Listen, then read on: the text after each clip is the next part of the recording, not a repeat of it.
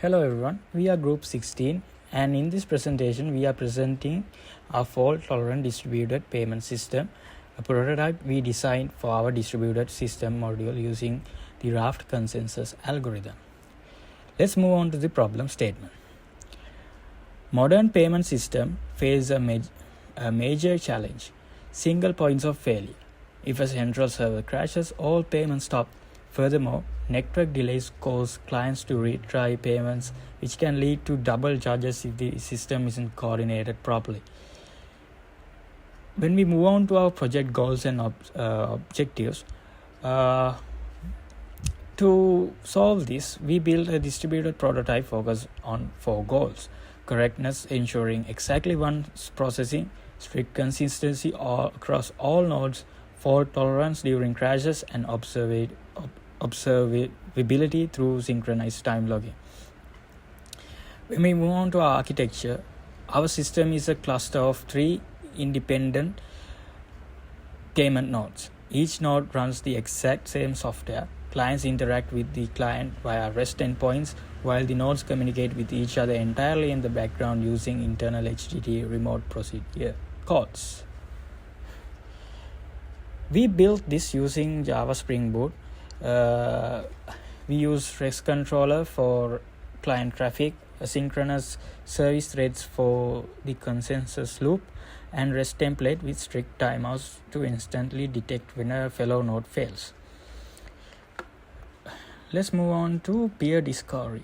To avoid a centralized registry crashing the system, peer discovery is handled statically via application.properties. Each node boots up with a known list of its peers, IP addresses, and ports. Let's go to an introduction of Raft Consensus. The core of our project relies on the Raft Consensus Algorithm. Raft allows all 3 of our independent servers to perfectly agree on the sequence of incoming payments, relying on strict majority quorums, meaning 2 out of 3 nodes must agree on any action. Node roles and states. In Raft, our nodes are always in one of 3 states. The leader handles all client payments. The followers are passive and redirect clients to the leader, and a candidate is a temporary state used during elections if the leader crashes. Elections are driven by randomized timeouts. If a follower doesn't hear a heartbeat from the leader within, say, 150 to 300 milliseconds, it assumes the leader is dead, increments systems, and starts an election. The request vote RPC, it does this using the request vote RPC. The candidate asks the other nodes for power.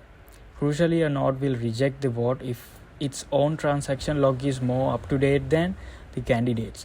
I'll now explain how the data is actually replicated once a leader is elected.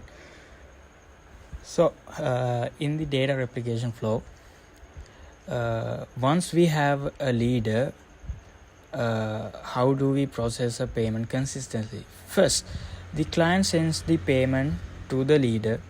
The leader appends it to its local log. Second, the leader pushes this data to the followers. Third, once a majority of followers acknowledge it, the payment is considered safe. Finally, the leader commits the payments and replies to the client. So, this entire process is driven by the AppendEntries RPC, the workhorse of our system. It serves 3 purposes. It acts as an empty heartbeat to maintain the leader's authority. It carries the actual payment JSON payloads to replicate data. And if a follower has corrupted data, the leader uses this RPC to strictly override the follower's log with the correct history.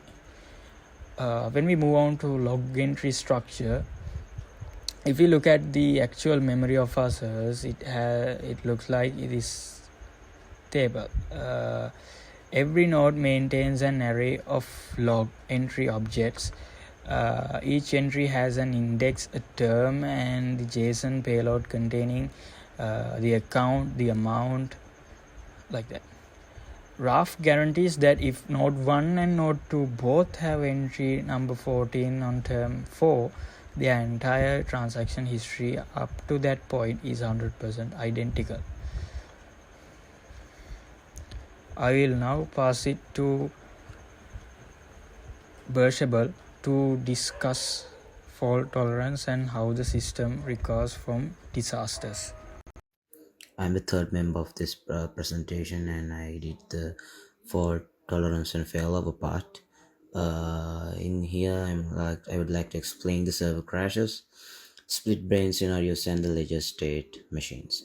And in this 14th slide, in first, you can see surviving hardware crashes.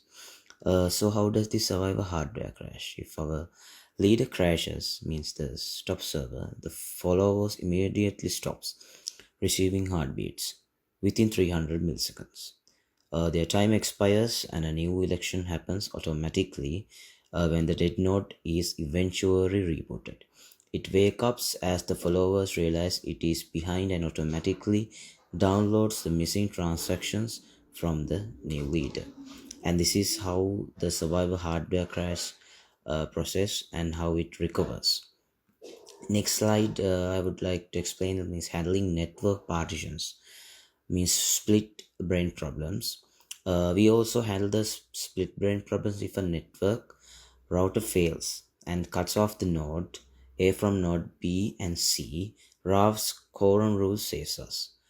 Nodes B and C from majority elect a leader, means from B and C, and process payments. Node A is in the minority. It cannot reach a quorum, so it safely refuses to process a payment, preventing data corruption. And it is very necessary in these transaction scenarios. When the network heals, node A simply syncs up with B and C and work as before. Next, I would like to address about the ledger statement machines. Means how applying the logs to the reality. Means all of this safe replicated data is then fed into our ledger state machines. This is where the actual business logic lives. Means the backend. We can say like the backend in here also, because every node applies the exact same logs in the exact same order. All three servers will mathematically coverage on the exact same account balance. This is a must. Means all three servers must exact same account balance, must have same exact account balance. And in next slide, I would like to address the idempotency and duplication. And it's also very needed part. That's a final fault tolerance measure. I had to handle client retries. Means if a client internet lags or somewhat happened to breakdown and they click pay twice, we use an idempotency key tool, means to double check it. The ledger maintains a strict filter of process keys. If it sees the same key twice, it safely ignores duplicate request. This is how it works, preventing a double charge. I will now hand it over to the member 3, member 4 of this group, to tell about the time synchronization and wrap up the whole presentation. Thank you. Thank you. A unique challenge we face was clock skew. In distributed systems, network delays make it impossible to trust those server timestamps, making debugging very difficult.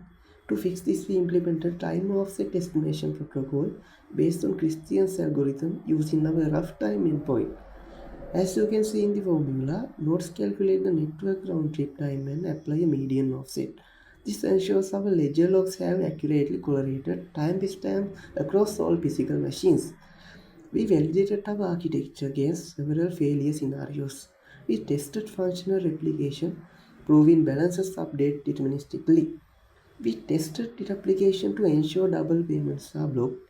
Most importantly, We tested failover by aggressively killing the leader process mid-transcation, and we've successfully observed the cluster seamlessly electing a new leader and recovery. While the prototype is successful, it has limitations. Currently, our ledger is entirely in memory, meaning a total cluster power loss would wipe the data. In a production setting, we would need to integrate the durable disk storage protocol itself. We would also need to implement log snapshotting so the transcation history doesn't grow infinitely and consume all the RAM. In conclusion, our prototype successfully demonstrates how the Raft Consensus algorithm can be utilized to build a highly resilient, fault-tolerant payment network. Thank you for your time.